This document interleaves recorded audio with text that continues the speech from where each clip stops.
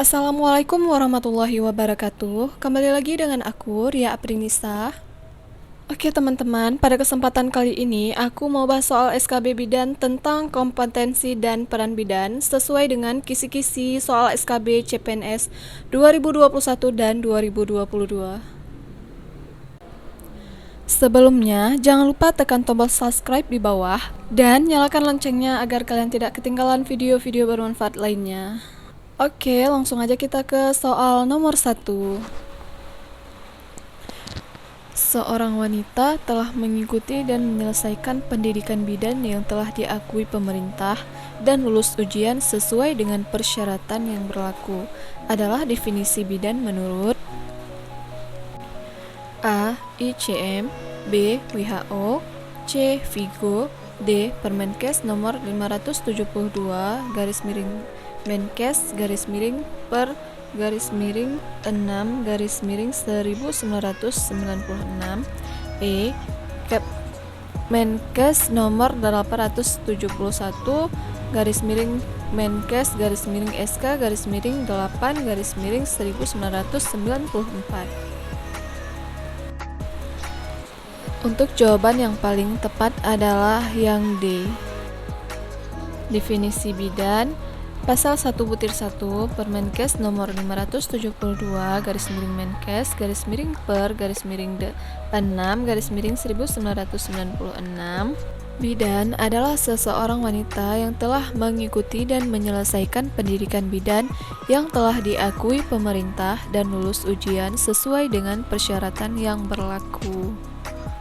Lanjut, soal nomor 2. Layanan kebidanan dibedakan dalam beberapa tingkatan, yaitu A. Layanan primer, sekunder, tersier, B.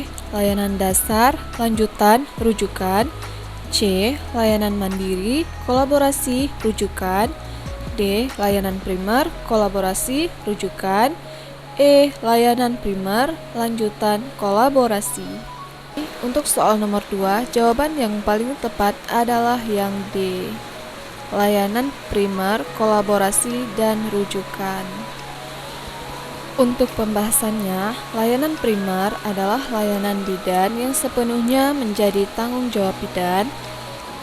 Layanan kolaborasi adalah layanan yang dilakukan oleh bidan sebagai anggota tim yang kegiatannya dilakukan secara bersamaan. Dan layanan rujukan adalah layanan yang dilakukan oleh bidan dalam rangka rujukan ke sistem layanan yang lebih tinggi atau sebaliknya. Lanjut, soal nomor 3. Di klinik bunda datang seorang ibu yang akan melahirkan. Karena ada kelainan letak, bidan melaporkan kondisi ibu pada dokter spesialis obstetri dan ginekologi yang akhirnya diputuskan proses kelahiran dengan SC. Bidan dan tim operasi melaksanakan tugas masing-masing, seperti ahli anestesi, asisten operasi, dan lain sebagainya. Tindakan di atas yang merupakan upaya untuk menyelamatkan pasien dan bayinya merupakan contoh dari pelaksanaan asuhan kebidanan. A. Primer, B. Kolaborasi, C. Rujukan, D. Konsultasi, E. Lanjutan. Untuk jawaban yang paling tepat adalah yang B. Layanan kolaborasi. Layanan kolaborasi adalah layanan yang dilakukan oleh bidan sebagai anggota tim yang kegiatannya dilakukan secara bersamaan atau sebagai salah satu dari sebuah proses kegiatan pelayanan kesehatan. Lanjut, soal nomor 4. Bidan N bekerja di bangsal kebidanan sebuah rumah sakit. Selain menjalankan rutinitas kesehariannya, dia juga membimbing mahasiswa kebidanan yang sedang praktik di tempat dia bekerja.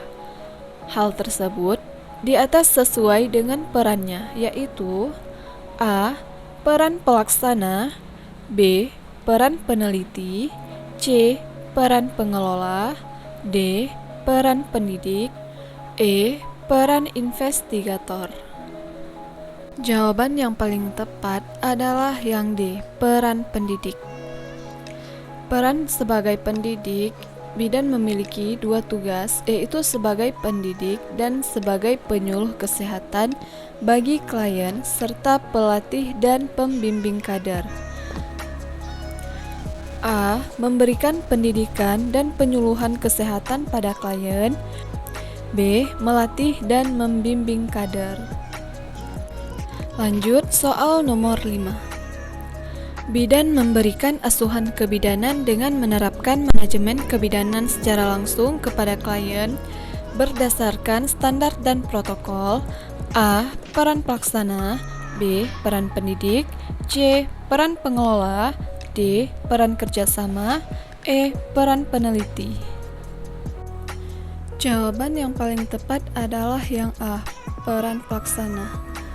Peran bidan pelaksana itu yang pertama untuk menetapkan manajemen kebidanan pada setiap asuhan kebidanan yang diberikan. Kemudian memberikan pelayanan dasar pranikah pada anak remaja dan dengan melibatkan mereka sebagai klien, membuat rencana tindak lanjut tindakan atau ayanan bersama klien. Kemudian memberikan asuhan kebidanan pada klien selama kehamilan normal. Lanjut soal nomor 6. Pada tahun 1851 dibuka pendidikan bidan bagi wanita pribumi di Batavia oleh seorang dokter militer Belanda yang bernama A. Gubernur Jenderal Hendrik. B. Dr.W. Bos. C. Hippocrates. D. Albert Einstein.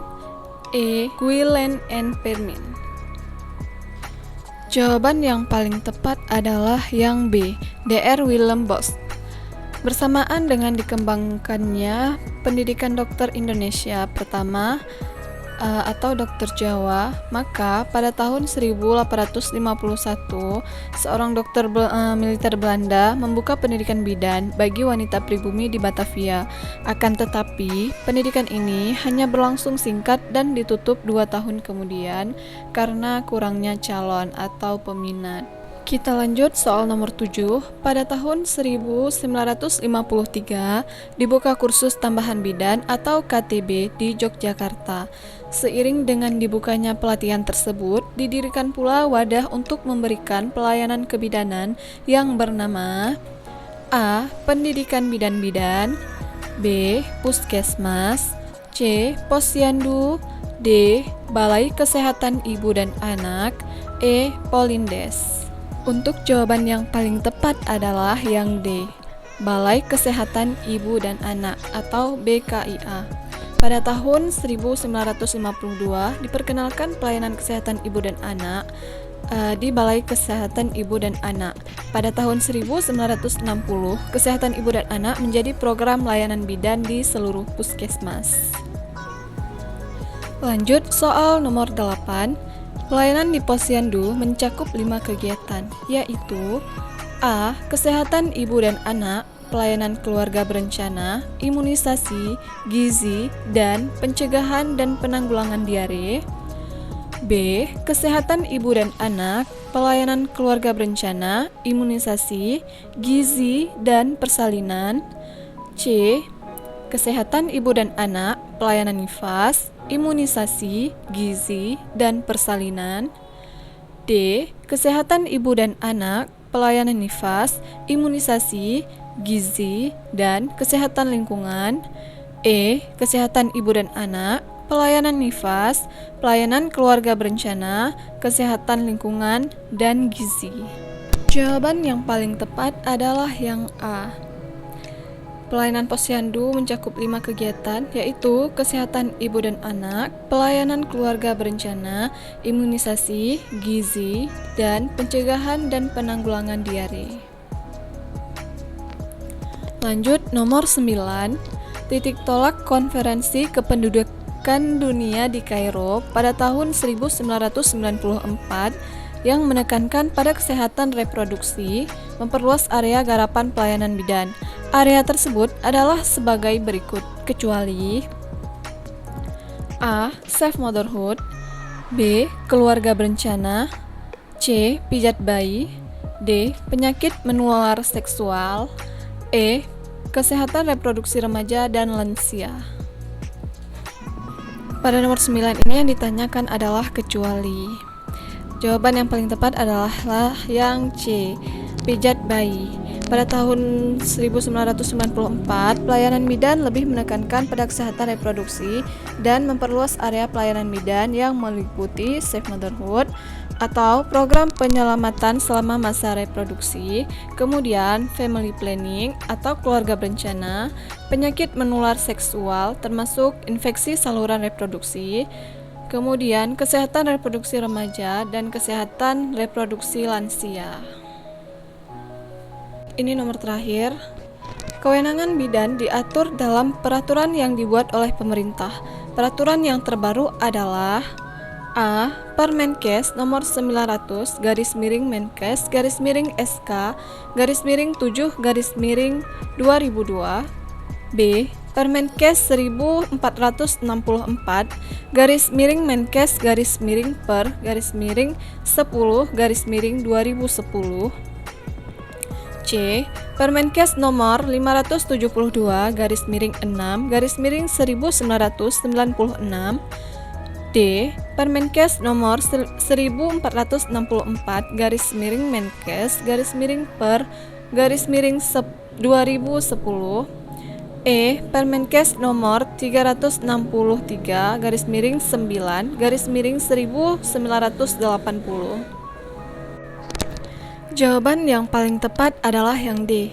Pada saat ini, pelayanan bidan di Indonesia mengacu pada Permenkes nomor 1464 Menkes per 2010 pasal 9, yaitu bidan dalam menjalankan praktik berwenang untuk memberikan pelayanan yang meliputi pelayanan kesehatan ibu, pelayanan kesehatan anak, dan pelayanan kesehatan reproduksi perempuan dan keluarga berencana. Dalam melaksanakan tugas, bidan melakukan kolaborasi, konsultasi, dan rujukan sesuai kondisi pasien. Oke teman-teman, sekian dulu untuk hari ini. Terima kasih. Jangan lupa like, komen, dan share ke teman kalian agar teman kalian juga mendapatkan manfaat dari video ini. Dan semoga kita semua yang ikut CPNS tahun 2021 ini akan mendapatkan NIP di tahun 2022. Semangat untuk pejuang CPNS. Terima kasih dan sampai jumpa.